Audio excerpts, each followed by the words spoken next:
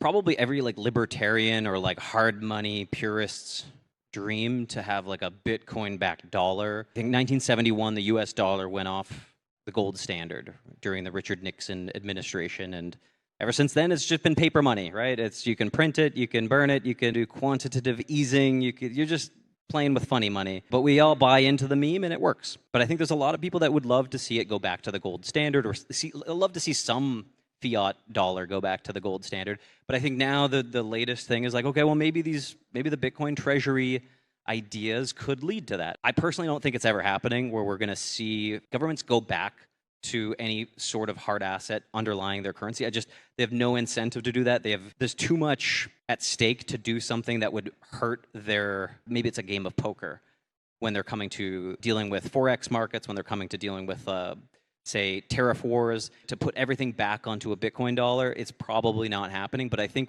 what becomes interesting is when it seems like we're in this hyper Bitcoinification cycle where you've got different nation states taking positions, you've got treasuries, you've got family offices, you've got institutions moving in, and it becomes this extremely interesting competitive alternative to the modern monetary theory of fiat currencies.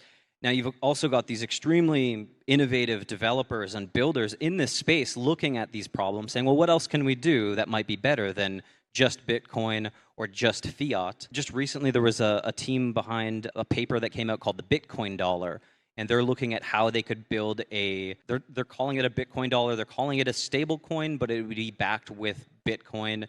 They're looking at doing this via Bitcoin L2s. I think the team is Alpen. They're looking at how they might be able to do this using some interesting tech behind Liquidity.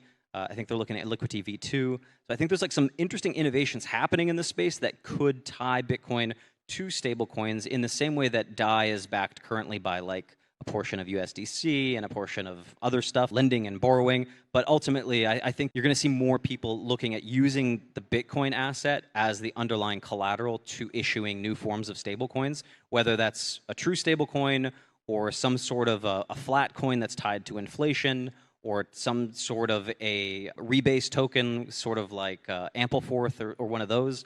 But I think there's going to be like more and more stablecoin competition entering the market because the opportunity is just so big. You know, you look at how great of a business USDT has created, as well as USDC, but it's an incredible come up story where you think of where USDT was just a handful of years ago versus where it's now.